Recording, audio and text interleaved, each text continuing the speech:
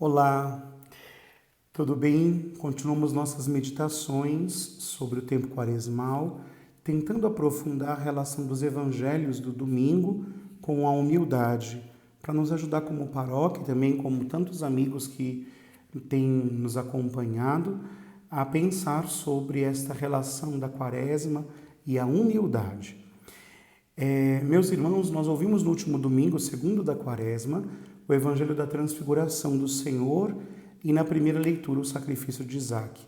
Gostaria de brevemente meditar sobre estas coisas para nós aprofundarmos a nossa caminhada quaresmal. A primeira pergunta que a gente precisa se fazer para aprofundar este tema é: por que Jesus se transfigurou diante dos discípulos? Por que da transfiguração? Porque Jesus, antes da ressurreição, mostra para os discípulos a sua glória.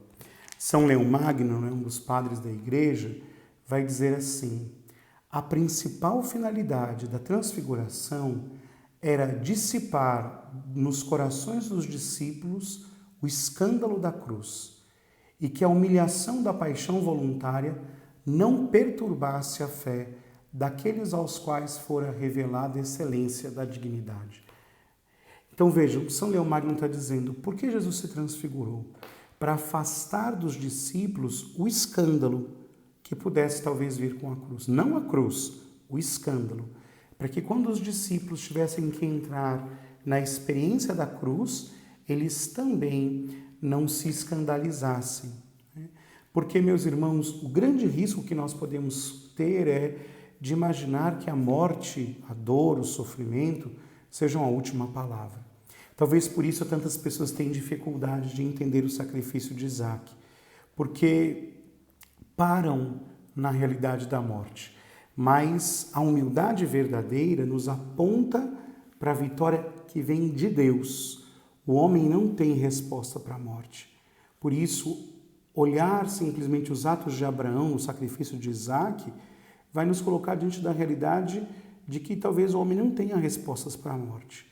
E para as respostas que o homem não tem, se exige a humildade, que é própria da obediência da fé. Por isso, só pode viver a fé um coração obediente e que entra na humildade, que sabe que não tem todas as respostas.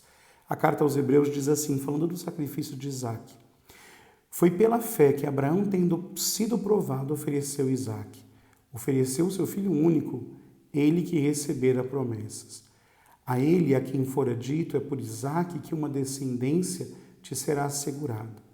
Mas ele dizia: Deus é capaz também de ressuscitar os mortos. Por isso recuperou seu filho como um símbolo. A carta aos Hebreus está nos dizendo: Abraão olhava e dizia: este Deus é um Deus de vida e não um Deus de morte. Então eu posso avançar na minha experiência de fé, mesmo sem entender muito, ou seja, entrar na obediência. E a obediência cristã, meus irmãos, não significa entender todas as coisas. Obediência cristã significa ouvir ao Senhor, porque eu sei do tamanho do seu amor por mim. E é claro, aqui nós vamos ter que entender que a humildade gerará em mim aquela consciência, aquele despojamento, até mesmo de entender todas as coisas. São João Clímaco, que tem nos acompanhado muitas vezes, diz assim: a misericórdia de Deus não tem limites, nada a excede. Se eu sei que a misericórdia de Deus não tem limites, eu posso ir me entregando na obediência da fé com a consciência muito clara que Deus vai me guardar. Por isso, aquele que desespera, continua São João Clímaco, é ele mesmo que se dá a morte. Na verdade, aqui tem uma coisa muito interessante. Qual seria uma obra de morte no sacrifício de Isaac? A obediência de Abraão, que levou Abraão e Isaac até o Monte Moriá, e a preparação de todo o sacrifício, ou a desobediência a Deus? Então, meus irmãos, as coisas são invertidas aqui. Obedece quem quer a vida, desobedece quem quer a morte. Porque se eu obedecer a Deus, eu obedeço àquele que tem poder de ressuscitar. Mas se eu desobedeço a Deus e obedeço a mim, eu estou obedecendo a alguém que não tem poder para me tirar da morte. nem eu e nem você. Por isso, entrar na obediência da fé é entrar na confiança e na esperança absoluta da ressurreição. E só um coração manso e humilde, como o de Jesus, que se entregou na cruz por nós, pode nos ensinar este caminho. Por isso, esse vínculo profundo entre fé, obediência e humildade. O último pecado, que a gente pode cometer é nos desesperarmos da misericórdia de Deus. É limitar a misericórdia de Deus, fazer com que ela seja um sinal do nosso eu. Então, eu penso que o amor de Deus, ele é limitado a partir do que eu acho que é o melhor, e não a partir da confiança e do abandono. Por isso, aqui a gente talvez entenda que nós somos chamados a ter uma confiança como das crianças. Se vós não vos fizerdes crianças, não entrareis no meu reino. É este coração que não quer entender, mas que confia no amor do Pai. Como uma criança que não sabe o que é melhor, mas que quando precisa de alguma coisa, chora, porque sabe que o Pai a escutará. Esta é a força que a humildade nos dá na oração, na vida, de muitas vezes talvez que dizer, Senhor, eu não entendo porque eu estou vivendo isso, Senhor, eu não entendo a esta cruz, Senhor, eu não entendo a esta realidade. E que pobreza é essa, Muito mais exigente do que a pobreza material, não ter o controle da nossa vida.